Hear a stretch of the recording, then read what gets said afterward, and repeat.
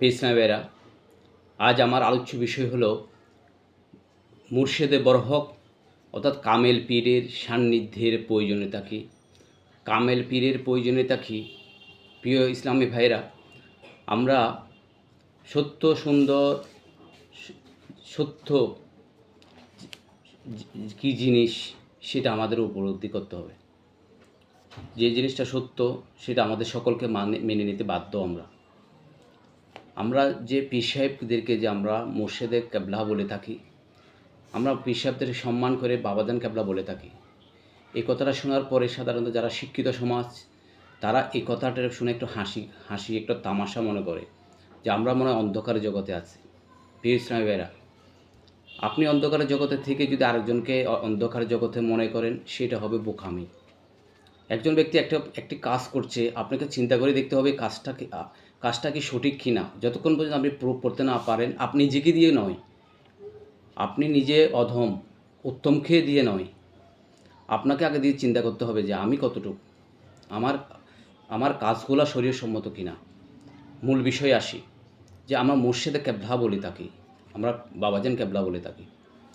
এখন আমাদের কাবা হলো, খানায় কাবা সামনে রেখে আমরা কি করি? আমরা নামাজ পড়ি।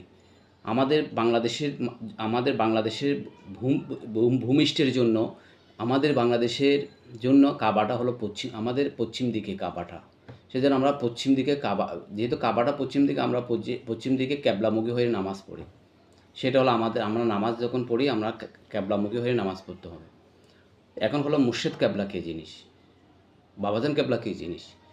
ফিস নাইবেরা, আজ নামাজ পড়েছি, জুমার নামাজ পড়েছি ব্যবসা কেন্দ্রীয় জামে মসজিদ। উনি একজন কওমি আলেম, নাম হাফেজ মাওলানা আনোয়ারুল হক। ওনার মোবাইল নাম্বারটা আমি দিয়ে দিচ্ছি 01739777883। এটি হলো মাওলানা আনোয়ারুল হকের মোবাইল নাম্বার।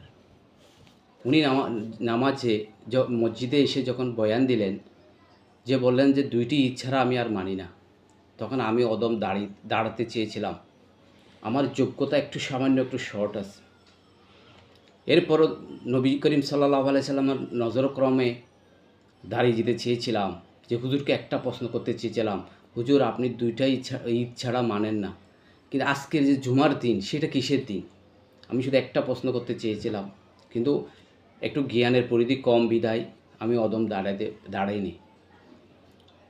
ইসলামী ভাইরা, একটা জিনিস দেখেন, আমার বয়স 44 বছর শুনে এসতেছি জুমার দিন হজের দিন, জুমার দিন গরিবের ঈদের দিন, এটা আমরা শুনে আসতেছি। কিন্তু উনি কি বললেন যে দুইটি ইচ্ছারা উনি মানে না, তাহলে উনি কি মিথ্যাবাদী গেলবান।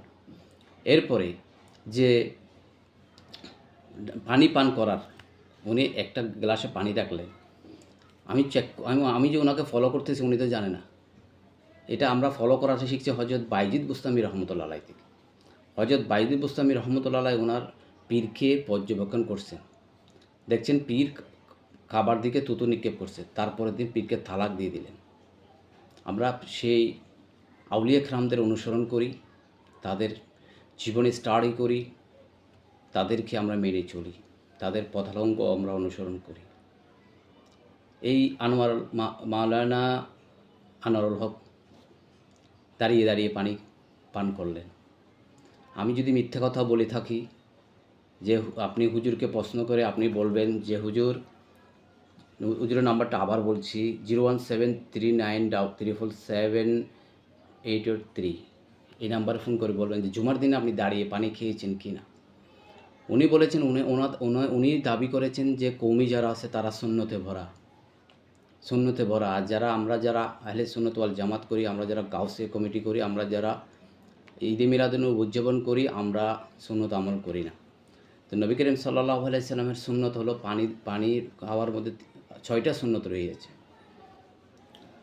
উনি দাঁড়িয়ে পানি পান করলেন। দাঁড়িয়ে পানি পান করলে সর্বপ্রথম কিডনিতে এফেক্ট আসে, আস্তে আস্তে পা ফুলে যাবে, এরপরে আস্তে আস্তে ধ্বংসের দিকে যাবে। তাও আমাদের লস। যখন আক্রান্ত হবে বলবে যে আমাদের ইমাম সাহেব অসুস্থ হয়ে গেছে, একটু সহযোগিতা করে, এটাও আমাদের লস। প্রিয় ইসলামী ভাইরা, আমাদের সমাজে দেখেন এমন এমন ব্যক্তি যাদের মধ্যে সুন্নত, যারা লেবাসদারি, লেবাসের আড়ালে দেখেন কত কী কাজ করতেছে। এদিকে বলতেছে দুই ঈদ ছাড়া মানে না। ঈদ হলো 5টা: ঈদ উল ফিতর, ঈদ উল আজহা, জুমার দিন গরিবের হজের দিন, সেটা ঈদের দিন। এরপর আরাফাত দিবস, সেটা ঈদের দিন।